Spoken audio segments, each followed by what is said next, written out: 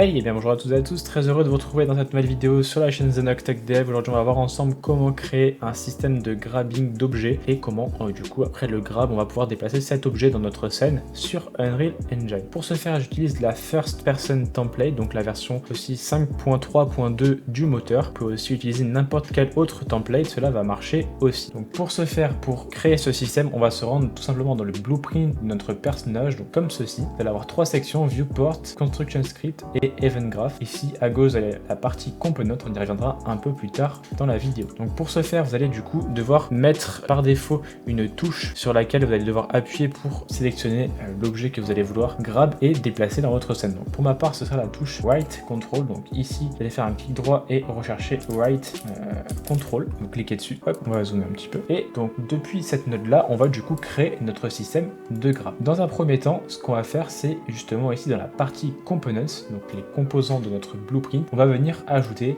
un nouveau composant. Ici, ce sera Physic Handle pour du coup contrôler notre système de grab d'objets avec notre main. Une fois que c'est fait, ici juste en bas, on va venir créer une nouvelle variable qu'on va appeler isGrabbingObject.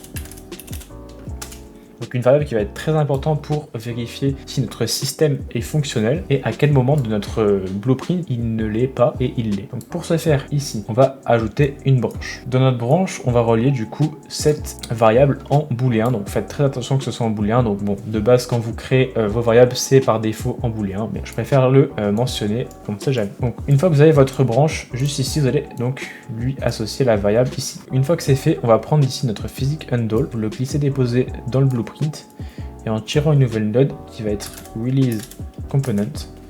Cette node, on va la mettre en dessous, comme ceci.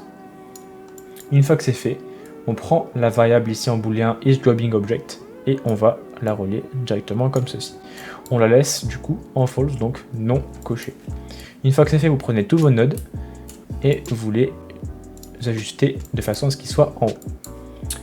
Donc maintenant, une fois que notre touche Right Control est pressée, ici, ce qu'on va du coup lui relier, ça va être une line trace. Qu'est-ce qu'une line trace? Une line trace, c'est quelque chose qui va du coup apparaître de façon visible ou invisible, ça dépend du coup de comment vous configurez, donc ici dans Debug System, comment vous la configurez pour que ce soit du coup affiché à l'écran ou non. Donc pour ma part, ce sera pas affiché. Et du coup, ça va détecter votre line trace, elle va détecter à une certaine distance votre objet, l'objet que vous allez vouloir grab, et envoyer des informations du coup à votre joueur, au système du joueur, pour dire ah bah vous pouvez grab l'objet et du coup le déplacer dans votre monde. Donc une fois que c'est fait et une fois que votre line trace by channel, donc faites bien attention que ce soit une line trace by channel, vous allez du coup ici prendre votre first person camera et on va du coup configurer la vue de notre first person camera. Ici du coup vous allez mettre une node, donc ça va être la node get world location pour avoir du coup là où elle se trouve la caméra. Ici vous allez tirer une nouvelle node qui va être get world rotation, la rotation de votre caméra, tout en sachant que du coup ce bloc là est toujours accompagné de get forward vector. Une fois que c'est fait, on va tirer ici une nouvelle node, celle-ci on peut la relier au start, on va tirer ici une nouvelle node et on va venir multiplier. Une fois que c'est fait, ce pin là, on va passer sa valeur en float et non en vecteur. Et ici du coup, on va lui assigner une valeur qui va être la valeur depuis laquelle va être détecté l'objet qu'on va vouloir grab et déplacer. Nous on va mettre une valeur de 400, ça suffira largement. Et ici du coup, on va lui ajouter une fonction add et cette fonction va être reliée avec notre fonction multiplier. Le tout relié du coup dans le end de notre line trace by channel. Une fois que c'est fait, vous allez prendre le return value juste ici et on va faire une autre branche. Et ici le out it va être toujours accompagné de break it result. Vous pouvez dérouler du coup le break it result. Et une fois que c'est fait, pareil, on va prendre le physic handle. Et le physic handle, pareil que tout à l'heure, sauf que là, on va mettre grab component at location with rotation. Que vous avez bien vu qu'on a pris la rotation et la location. Et ici, pareil, vous le roulez en true. Et là, du coup, on va devoir assigner un component. Donc le component, ça va être it component juste ici. Et pour la location, vous allez faire pareil, vous allez tirer une node là, vous allez mettre get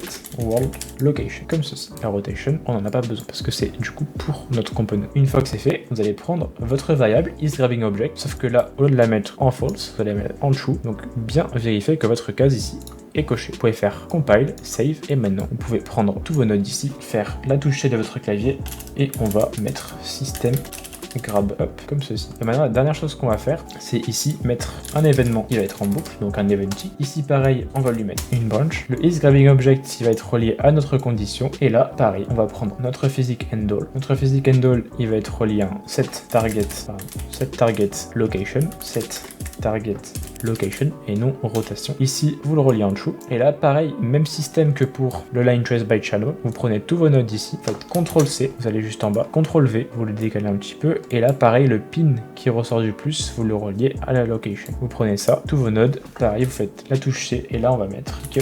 Une fois que c'est fait pareil, vous pouvez l'ajuster comme ceci, voilà, comme ceci et comme ceci. Vous pouvez aussi configurer des couleurs, on peut mettre du rouge, voilà. Moi, vous pouvez différencier plus facilement les deux systèmes. Une fois que c'est fait, vous avez juste à faire play. Vous prenez votre touche du clavier, vous la maintenez appuyée, donc moi c'est right control, et là, vous pouvez du coup avec votre souris déplacer comme vous le souhaitez votre objet qui est sélectionné. Alors très important, l'objet que vous allez vouloir sélectionner dans la scène, il faut qu'il ait des caractéristiques spécifiques. Donc déjà, il faut qu'il ait les physiques d'activer et il faut qu'en collision preset, il ait physique actor, sinon ça ne marchera pas. Donc là, pareil, on va réessayer. Vous prenez n'importe quel petit cube bleu, right control ou n'importe quelle touche, hein, ça peut être A, E, Z, voilà, ce que vous voulez, même une manette. Et là, on peut déplacer l'objet comme on le veut dans la scène. Et si je relâche, il va tout simplement réatterrir sur le sol de notre scène. Voilà les amis pour cette vidéo tutoriel, j'espère en tout cas qu'elle vous aura plu. N'hésitez pas comme d'habitude à vous abonner, à la liker et à mettre un maximum de commentaires, ça fait énormément plaisir et ça référence beaucoup le travail. Donc voilà, j'espère que ça vous aura plu, on se retrouve très prochainement sur la chaîne pour une nouvelle vidéo, un nouveau tutoriel. C'était Théo de la chaîne Zanox Tech Dev, prenez soin de vous, ciao ciao.